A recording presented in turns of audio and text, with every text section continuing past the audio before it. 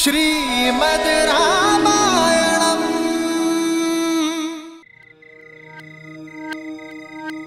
मन अति प्रसन्न है मेरा। गुदगुदी हो रही है सोचकर मन में, मेरा भरत राजकवि होगा। ये कैसी बातें कर रही हो? क्यों? अरे गुण और लक्षणों के आधार पर ही तो पद मिलता है। राम तो निश्चित ही राजा बनेगा और लक्ष्मण तो अवश्य ही सेनापति बनेगा, और शत्रुघ्न उसे तो कोई छोटा मोटा मंत्री का पद मिल ही जाएगा। किंतु भरत, उसकी कविताएं तो पूरे संसार में प्रसिद्ध होंगी। कैकई वंश का वो पहला कवि होगा, है ना आनंद की बात? ऐसा कुछ नहीं है। भरत भी ऋषि वशिष्ठ से शिक्षा लेकर लौटा है। साहस और पराक्रम और वीरता में वो बिल्कुल अपने भाइयों जैसा है। रहने दो कैकई, इन हाथों से तुम्हें और युद्ध जीत को पाल पोस कर बड़ा किया है, और मैं एक दृष्टि में देखकर बता सकती हूँ कि किसमें सत्ता संभालने की क्षमता है और किसमें नहीं। और वैसे भी कैकई, जैसा तुम चाहती थी वैसा ही तो बनकर आया है तुम्हारा पुत्र, राम की छाया। किंतु कभी सोचा कि जब सूर्य सामने हो तो छाया को कोई नहीं देखता। बस मंत्रा, बस, अब एक शब्द और नहीं।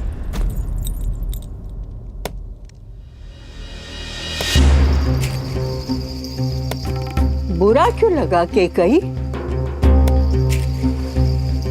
तुम तो अवध की रानी हो, राम की माँ हो। मैं तो आज भी तुम्हारी दासी मंथरा हूं, तुम्हारी शुभ चिंतक। मंत्रा, एक शब्द और नहीं। निकलो यहां से, और एक काम करना, आज रात तुम बाहर ही सोना। जाओ यहां से। मैं चली जाऊंगी कैकई, मैं तो श्वान हूं, कुकर। मैं वहां आंगन में रहकर भी तुम्हारी रखवाली करूंगी कैकई। पर कब तक? मेरे बाद कौन तुम्हें संभालेगा? वो पुत्र जो राम की छाया बन गया है, या वो पति जो राम का दास है? मंत्रा, एक शब्द और नहीं। मंत्रा, निकलो अभी यहां से।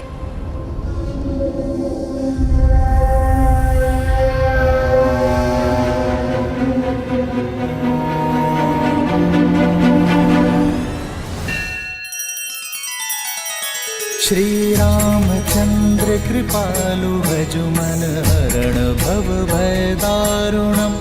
नव कंज लोचन कंज मुख कर कंज पद कंजारुणम्। सिया राम, सिया राम, सिया राम, सिया राम। आदर्श और मर्यादा की है ये कथा महापावनम्। काटे मद श्री से मिला दे श्रीमद् रामायणम्।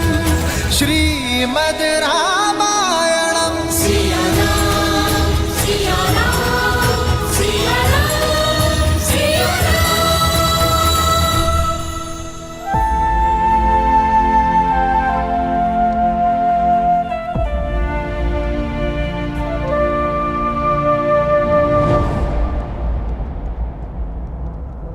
जैसा तुम चाहती थी वैसा ही तो बनकर आया है तुम्हारा पुत्र, राम की छाया। जब सूर्य सामने हो तो छाया को कोई नहीं देखता। मेरे बाप कौन तुम्हें संभालेगा? वो पुत्र जो राम की छाया बन गया है, या वो पति जो राम का दास है?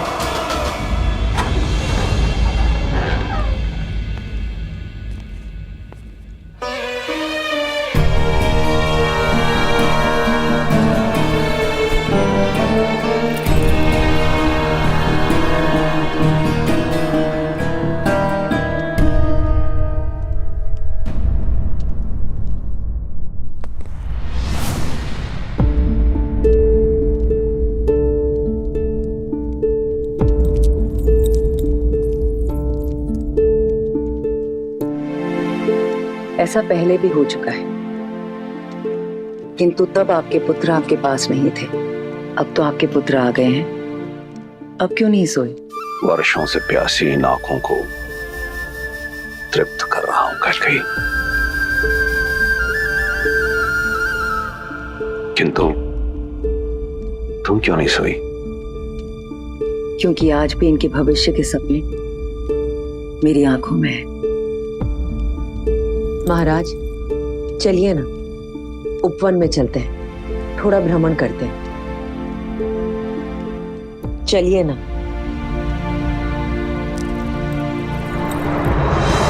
नहीं कैकेयी, मेरे पुत्र अभी अभी लौटे और तुम उन्हें मुझसे दूर भेजने की बात कर रही? मैं उन्हें कल भेजने की बात नहीं कर रही। 1-2 मास उनके स्नेह का आनंद उठाने के पश्चात हमें एक कठिन निर्णय लेना होगा महाराज। नहीं कैकेयी, ये वियोग मेरा हृदय तोड़ देगा। अयोध्या के सुयोग के लिए ये वियोग आवश्यक है महाराज। वो बरगद का पेड़ देख रहे हैं? आपने ही उसे उसके पिता की छाया से दूर किया था ताकि वो पनप सके, किंतु अन्य पौधों का क्या? आपने कदाचित नहीं देखा है, लेकिन मैंने एक बात का अनुभव किया है। संदेह नहीं कि राम एक दिन अयोध्या पर राज करेगा, किंतु तब उसे विश्वस्त और अनुभवी भाइयों की आवश्यकता होगी। इस वक्त अति आवश्यक है कि हमारे सारे पुत्र राजकाज, सैन्य संचालन सीखें। राजनीति भी यही कहती है कि साम्राज्य के सभी पुत्रों को एक साथ एक स्थान पर नहीं होना चाहिए। आप जानते हैं मैं अपने पुत्रों से अत्यधिक प्रेम करती हूं, इसलिए चाहती हूं कि आप राम को राजकाज सिखाएं। भरत को मेरे भाई युद्धजीत के पास भेज दिया जाए तक्षशिला अभियान के लिए, लक्ष्मण को करुपदा और शत्रुघ्न को मधुपुर विजय के लिए। कैकेयी, तुम अपने पुत्र भरत की बात करो, मैं अपने अन्य पुत्रों को अपने से दूर कहीं नहीं भेजूंगा।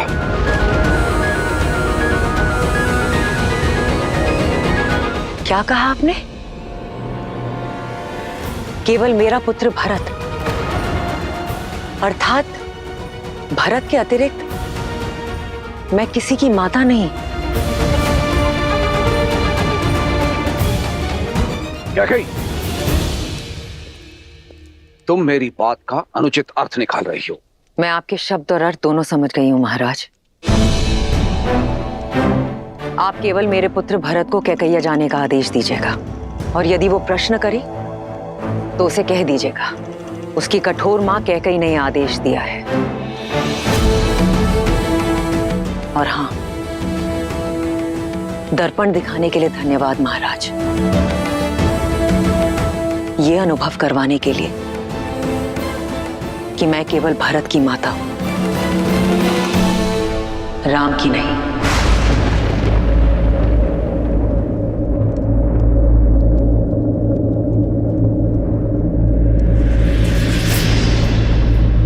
कैकेयी,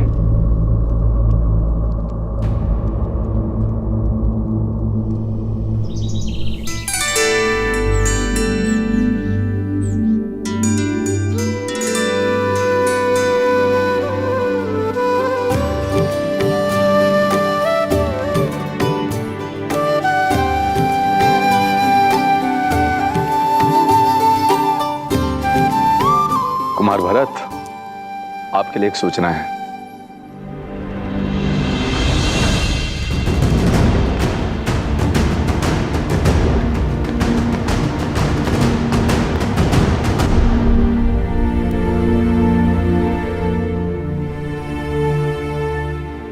तुम भीतर आ सकते हो भरत।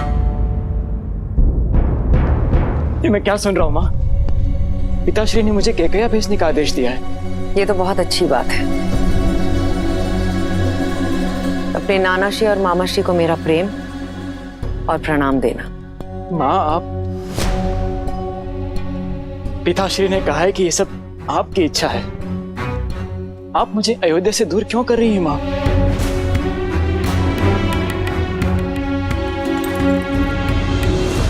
क्योंकि अपने भाई राम की छाया से दूर जाना आवश्यक है तुम्हारे लिए, अपने अस्तित्व को ढूंढने के लिए, स्वयं के लिए और राम के लिए। अपनी निर्दयता राम भैया पर मत थोपिए माँ। आपका द्वेष किससे है? राम भैया से या मुझसे? द्वेष? राम मेरा ज्येष्ठ पुत्र है, गर्व है वो मेरा। और तुम्हें मैंने अपनी कोख से जन्मा है, अस्तित्व हो तुम मेरे। भूल कर भी कभी मत सोचना कि मैं अपने पुत्रों से द्वेष कर सकती हूं, परंतु अपने स्वार्थ के लिए, अपने प्रेम के लिए उनके भविष्य को कभी दांव पर नहीं लगा सकती।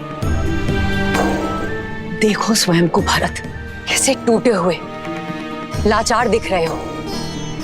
देखो मुझे, तुम अयोध्यापति नरेश दशरथ के पुत्र हो, अश्वपति के नाती हो, तुम कैकेयी के भरत हो, राम के भाई हो तुम।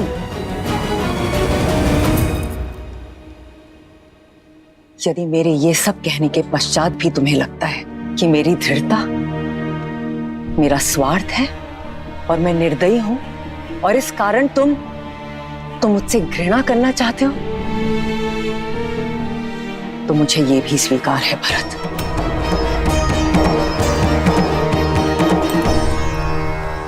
और यदि तुम ये मानते हो कि मैं अपने पुत्र राम से घृणा करती हूं, तो ये भी मान लो, किंतु मैं किसी मां,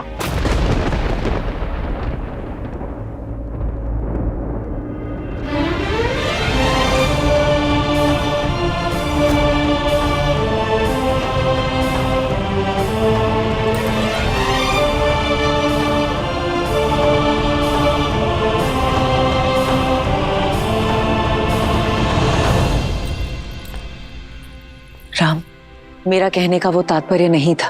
पुत्र और मां के बीच शब्दों का नहीं,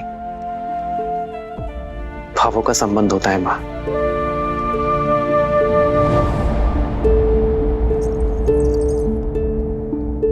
और ये बात मेरा भोला भरत भले ही ना समझे, पर मैं अच्छे से समझता हूं।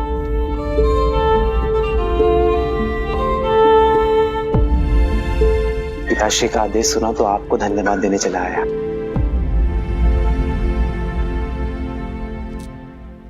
मां ने जो बात कही है वो मैं कब से अनुभव कर रहा हूं भरत, और तुम्हारा आत्मविश्वास बढ़ाने का प्रयास भी किया है मैंने, पर कभी सफल नहीं हो पाया। जानते हो क्यों? क्योंकि मैं भाई हूं। मां ने अपने बालक को मधु के भीतर लपेटकर कड़वी औषधि पिलाने की कला मुझ में नहीं है भरत। मां ठीक कहती है भरत, मुझे केवल एक सबल भाई की आवश्यकता नहीं है, अयोध्या को एक प्रबल सेनापति, एक प्रशासक की आवश्यकता है। स्वयं सोचो भरत, हर कार्य में तुम्हें मेरी सहायता, मेरी पहल की आवश्यकता होती है। यदि कल को कहीं मुझे जाना हुआ, अयोध्या से दूर, राज्य से दूर, तो कैसे संभालोगे तुम अयोध्या को? कैसे संभालोगे राज्य और परिवार को? क्या केवल माताओं का ही धर्म है कि अपनी संतान के उज्जवल भविष्य के लिए वर्तमान में दुख सहे? क्या हमारा कोई कर्तव्य नहीं भरत?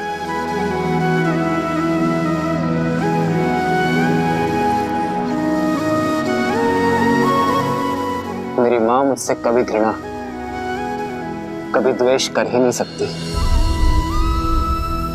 क्योंकि मेरे लिए वो स्वयं उस पुत्र से दूर रहने को सज्ज है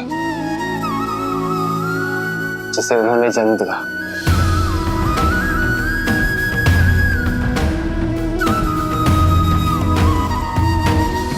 स्मरण रखना भरत, पुत्र को पुत्र हो सकता है, माता को माता नहीं।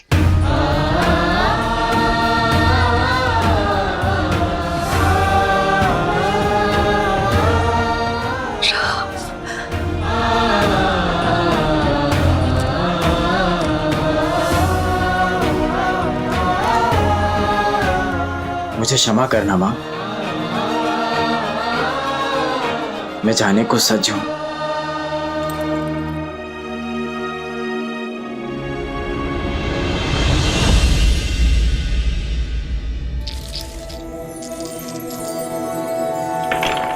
लो, मैं तो विजय के और निकट आ गई सुकीर्ति। इतनी सरलता से मैं आपको जीतने नहीं दूंगी, क्योंकि मेरी बारी अभी शेष है। देखा, पौ 12 आप लोगों से आगे हुई ना उर्मिला दीदी।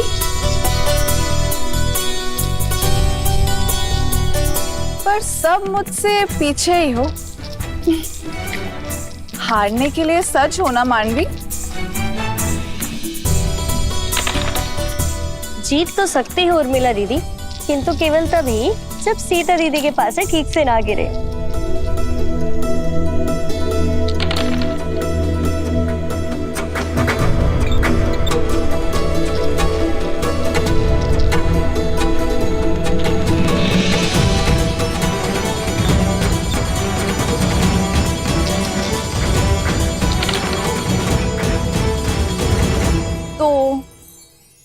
मैं तो हार गई और मैं जीत गई। देखा सीता दीदी, आप फिर से जानबूझ के हार गई ना।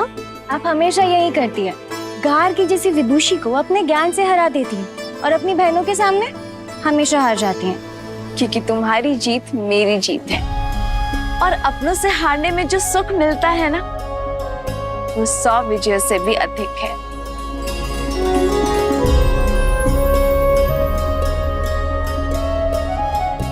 पिताश्री,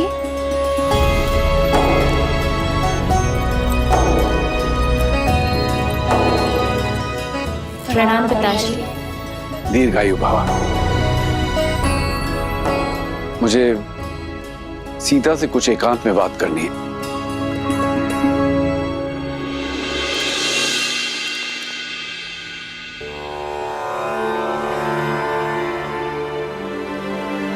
सीता, मैं जानती हूँ पिताश्री कि आप मुझसे क्या बात करना चाहते हैं। अपने पिता के मन की बात को सदैव कैसे समझ जाती है पुत्री?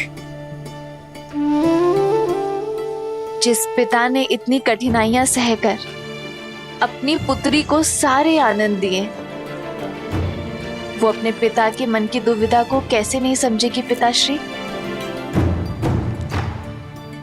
पुत्री की आयु होने पर हर पिता के मुख पर चिंता रहती है, और साथ ही आपके मुख पर यह भी उलझन है कि क्या आपकी पुत्री इस विवाह के लिए सज है या नहीं। तो इस उलझन का हल क्या है पुत्री? जब उलझन ही नहीं है तो हल कैसा पिताश्री? मैं आपसे ये नहीं पूछूंगी कि एक कन्या को अपना घर छोड़कर पराये घर में क्यों जाना होता है, क्योंकि मैं जानती हूँ कि एक स्त्री में ही इतनी शक्ति होती है कि वो अपना संसार छोड़कर एक नया संसार बना सके, अपने संस्कार, अपने आदर्श आने वाली पीढ़ी को दे सके जो उसने अपने पिता से पाए हैं। पिताश्री, संसार समझता है कि स्त्री का कोई एक घर नहीं होता, जहां जन्मी वो मायका और जहां जाती है वो ससुराल। परंतु पिताश्री, मेरा मानना है कि कन्या सौभाग्यशाली होती है, क्योंकि उसके एक नहीं 2-2 घर होते हैं। जहां जन्म लेती है उनसे नाता जुड़ा रहता है, और जहां जाती है उन्हें भी अपना बना लेती है। मैं तुम्हें विश्वास दिलाता हूं पुत्री, मैं तुम्हारे लिए सुयोग्य वर ढूंढूंगा, तुम्हारा स्वयंवर रखूंगा। मैं भारत के सबसे पराक्रमी, सबसे समृद्ध राजकुमारों को निमंत्रण भेजूंगा। किंतु पिताश्री, इस स्वयंवर में मैं अपना वर किस आधार पर चुनूंगी? किसके पास कितनी धन संपत्ति है ये देखकर, या किसकी सेनापति शक्तिशाली है इस चुनौती पर? पिताश्री, विवाह सेना संपत्ति से या राज्य से नहीं होता है ना? क्या इस स्वयंवर में मैं उस वर को चुन पाऊंगी जिसके साथ मैं जीवन के हर क्षण में प्रसन्न रहूंगी? तुमने तो एक उलझन से निकालकर दूसरी उलझन में डाल दिया पुत्री।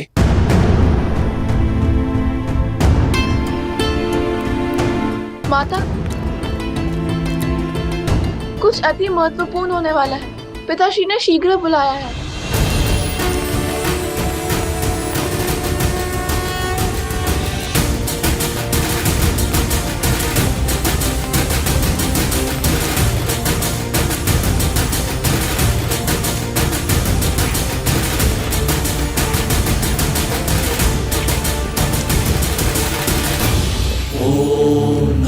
शिवाय ओम नमः शिवाय नमः शिवाय नमः शिवाय नागेन्द्रहाराय त्रिलोचनाय भस्मान्तरागाय महेश्वराय नमः शिवाय नमः शिवाय। हे महादेव, मेरी पुत्री सीता को जैसा वर चाहिए केवल आप ही दे सकते हैं। अब मुझे समझ में आया, 8 वर्ष की आयु में कदाचित सीता का आपका धनुष उठाना मेरे लिए संकेत था कि आप सीता के भविष्य का उत्तरदायित्व उठाएंगे। प्रभु, मैं सीता के स्वयंवर की घोषणा करना चाहता हूं।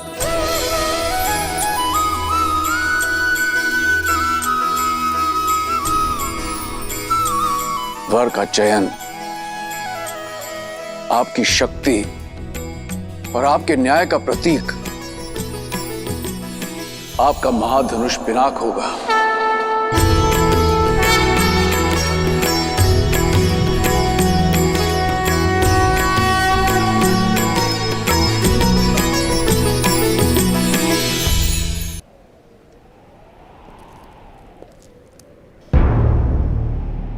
मैं अपनी पुत्री सीता के स्वयंवर की घोषणा करता हूं।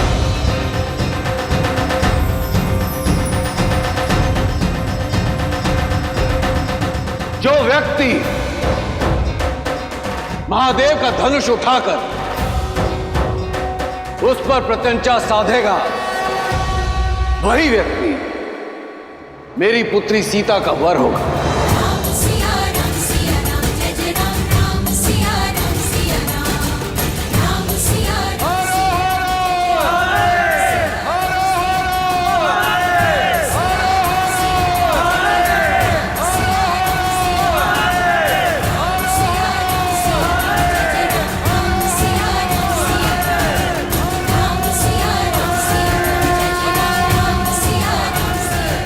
जनक ने सीता के लिए वर ढूंढने का उत्तरदायित्व आप पर छोड़ दिया है प्रभु। सत्य तो यह है देवी कि मिथिला में अपने इस उत्तरदायित्व को निभाने का प्रबंध मैंने कई वर्ष पहले ही कर दिया था। कैसे, बताइए ना, कैसे ढूंढेंगे जनक राम को? जो सच्चे मन से राम को खोजना चाहें, राम तो उन्हें मिल ही जाते हैं। और वैसे भी संसार में ऐसा कौन है जो राम को खोजना नहीं चाहता?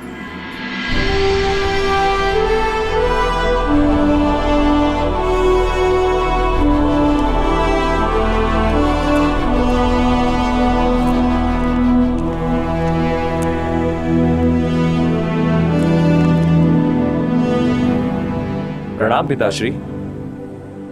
आयुष्मान भव। मैं कल भोर होने पर कह जा रहा हूं पिताश्री। आपकी अनुमति लेने आया हूं।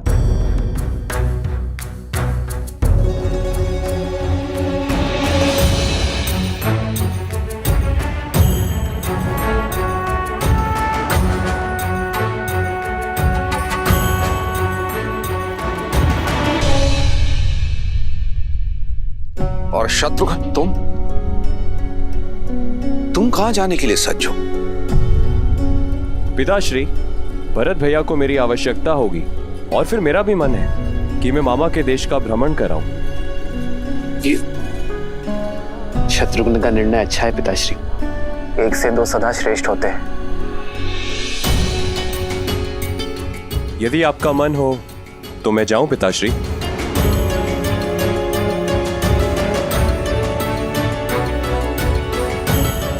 चिंता ना करें पिताश्री, मैं हूं ना आपके पास।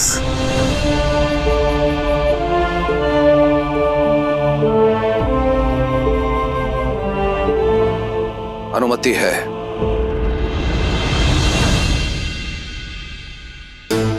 तुमने 2 अंधों के जीवन का सहारा छीना है। तुम भी अपने आंखों के तारे से दूर हो जाओगे।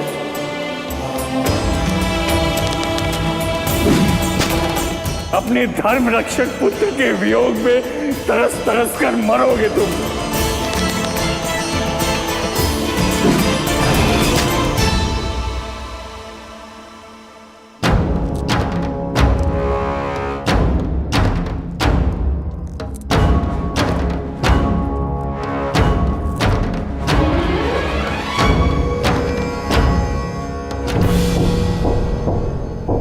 प्रणिपात ऋषिवर।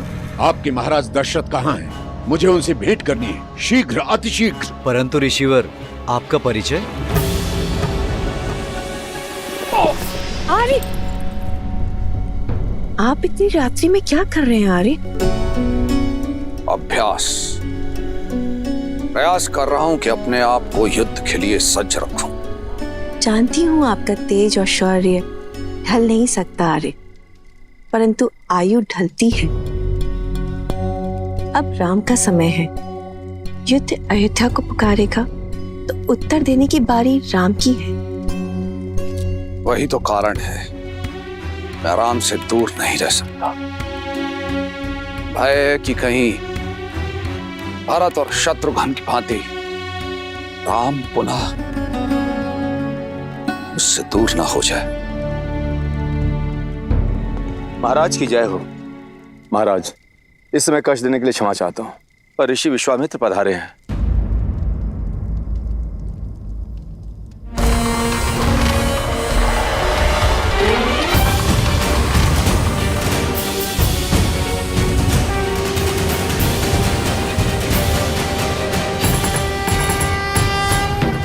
अयोध्या की भूमि पर आपके चरण पड़े, अयोध्या धन्य हुई। अपने चरण कमलों से इस भूमि को पावन करें ऋषिवर, पधारिए।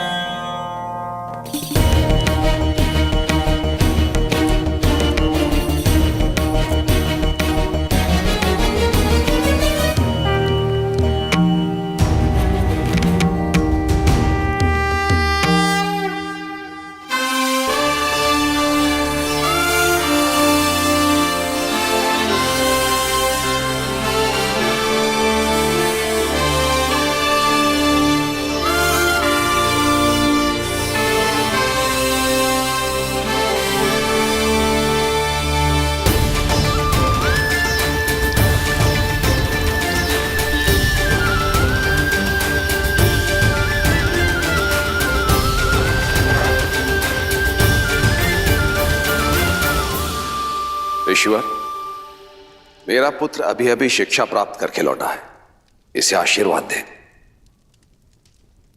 राजन, किसी भी व्यक्ति को आशीर्वाद देने से पूर्व उस व्यक्ति की पात्रता की जांच की जाती है, और फिर मैं यहां देने नहीं, लेने आया हूं। आज्ञा ऋषिवर। मारीच और सुबाहु दो राक्षस हैं जो निरंतर मेरे यज्ञ में बाधा डालते रहते हैं। मृत पशुओं का रक्त और उनका मांस डालकर उसे अपवित्र करते रहते हैं। ऐसा नहीं है राजन कि मैं उनका संहार नहीं कर सकता, परंतु ब्रह्मर्षि होने के बाद मैंने शस्त्र त्याग दिए हैं, इसलिए। सुमंत, हम इसी क्षण ब्रह्म ऋषि के आश्रम की ओर प्रस्थान करेंगे। उन दोनों दंड राक्षसों का मैं स्वयं संहार करूंगा। ऋषिवर, ये मेरा वचन है, आपकी मांग अवश्य पूर्ण होगी। इस तुच्छ कार्य के लिए स्वयं अयोध्यापति वहां जाएं, ये तो उचित नहीं लग रहा है। मुझे न तो आपकी आवश्यकता है और ना ही आपकी सेना की।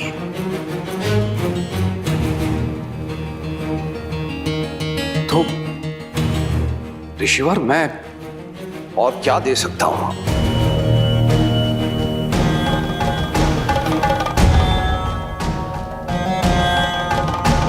राम राम राम।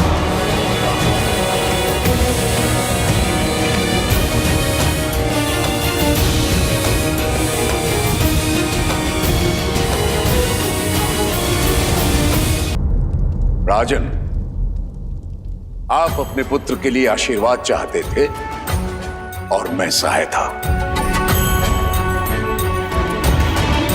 आप राम मुझे दे दीजिए, दोनों की इच्छाओं की पूर्ति हो जाएगी। किंतु ऋषिवर, मेरा राम, वो तो बालक है अभी। तो यूं समझिए कि उस बालक के बड़े होने का समय आ गया। किंतु मेरे राम को तो युद्ध का अनुभव ही नहीं है ऋषिवर। राजन, अनुभव युद्ध करने से होता है, और फिर जो शिक्षा आदरणीय ब्रह्मर्षि वशिष्ठ ने उसे दी है, उसकी परीक्षा भी हो जाएगी।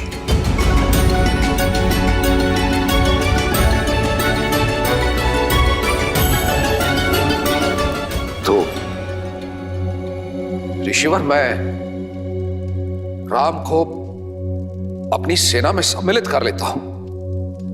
ये तो ठीक रहेगा ना? राजन, क्या मैंने अपनी बात स्पष्ट नहीं की? मुझे आप नहीं, राम चाहिए।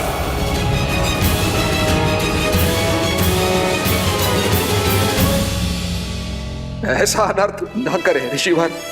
राम तो अभी अभी लौटा है, इसका वियोग मेरे प्राण हर लेगा ऋषिवर, मेरे प्राण हर लेगा।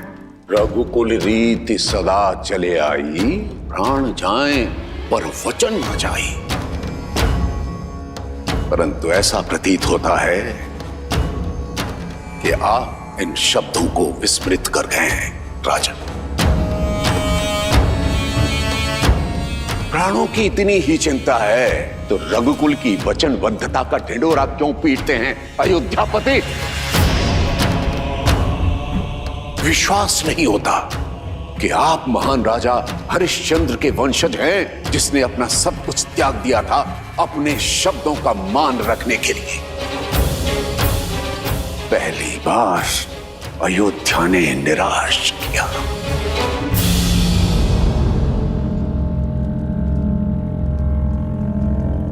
महाराज दशरथ, आप तो अपनी रानियों और राजकुमारों के साथ सुखमय जीवन व्यतीत कीजिए, मेरा क्या है।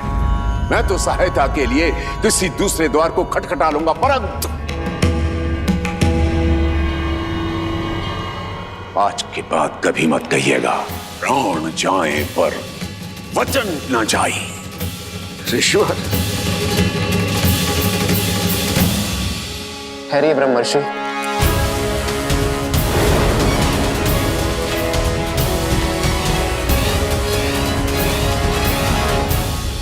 आप धर्म परायणता के अवतार हैं, ज्ञान में सर्वश्रेष्ठ है। आप किसी भी असुर को स्वयं दंडित करने में सक्षम हैं, किंतु ब्रह्मत्व का मान रखने और रघुकुल का मान बढ़ाने स्वयं अयोध्या आए हैं। आपके साथ चलना मेरा सौभाग्य होगा गुरुवर। केवल एक अनुरोध है, कल प्रातः तक प्रतीक्षा कीजिए, अयोध्या का स्वागत स्वीकारिए। ठीक है, कल प्रातः काल तक का समय है तुम्हारे पास। जैसे ही कल का सूर्योदय होगा, अयोध्या के मान का उदय होगा अथवा उसके तेज का अस्त होगा।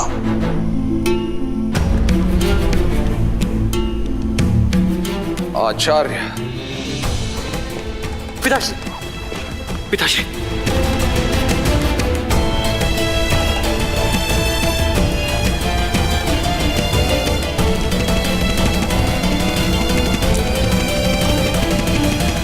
प्रणाम गुरुदेव।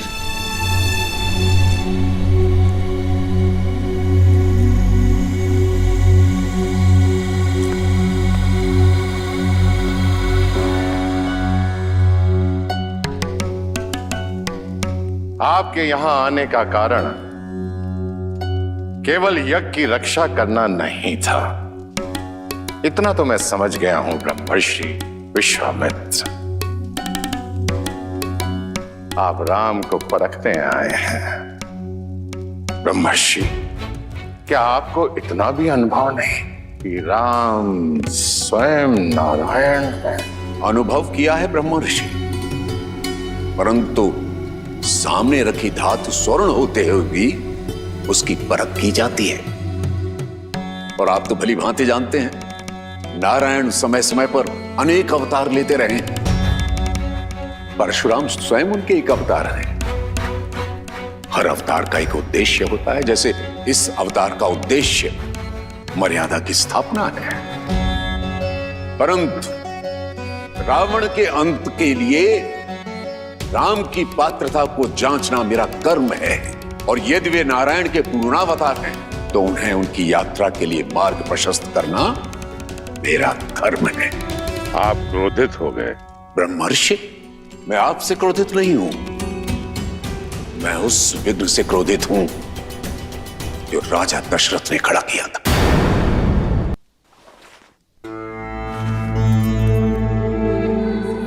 सेवकों, राजवैद्य को सूचित करो कि तुरंत आए। पिताश्री,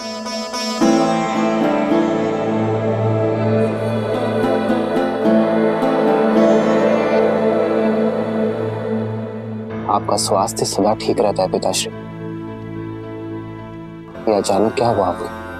थक गया हूं, विश्राम की आवश्यकता है।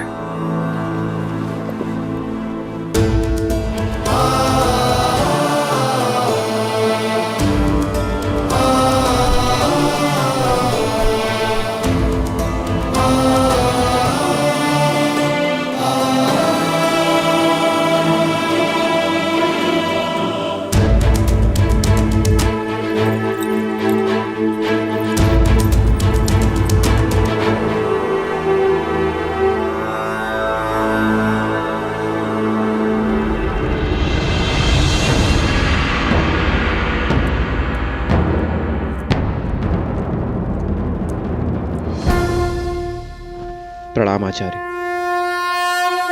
महाराज दशरथ की ठीक नहीं है आचार्य, कोई कुंठा है उनके मन में। तुम्हें क्या प्रतीत होता है? ऐसा क्या है? यही प्रश्न मुझे आपसे करना है आचार्य। पिताश्री का ऐसा व्यवहार मैंने कभी नहीं देखा। एक ऋषि को उसकी मनचाही सहायता देने में इतना संकोच क्यों? मैंने पहले भी कई बार अनुभव किया है आचार्य। पिताश्री हम लोगों से दूर होने की बात से ही सिहर जाते हैं। जो व्यक्ति देवासुर संग्राम से नहीं डरा, वो अचानक दो राक्षसों से अपने पुत्र के सामने की बात को लेकर भयभीत क्यों है? आपने तो उन्हें बालपन से पाला है, उन्हें शिक्षित किया है। मेरी माताओं से अधिक आपने उन्हें निकट से देखा है। एक पुत्र होने के नाते मेरा यह कर्तव्य है आचार्य कि मैं अपने पिताश्री के मन के भय को दूर कर सकूं। बोलिए आचार्य, उनके भय का कारण क्या है? भय के बिना प्रेम निभता नहीं है, पर प्रेम ही सबसे बड़े भय का कारण है। उनका भय तुम हो राम, तुमसे बिछड़ने का भय है जो तुम्हारे पिता को दुर्बल बना देता है। उन्हें मोह है राम अपनी संतान से, विशेषकर तुमसे राम। आप तो आचार्य हैं, उनके पिता समान, उनके गुरु भी आप ही हैं, तो क्या आप उन्हें इस व्यथा से दूर नहीं कर सकते? कई बार रोग का कारण ही उसकी औषधि होता है राम। दशरथ का रोग भी तुम हो और निदान भी भय की काट विश्वास होता है राम। अब देखना है कि राम अपने पिता को वो विश्वास दिला पाता है या नहीं। प्रश्न दशरथ के धर्म का नहीं, राम के कर्म पर है।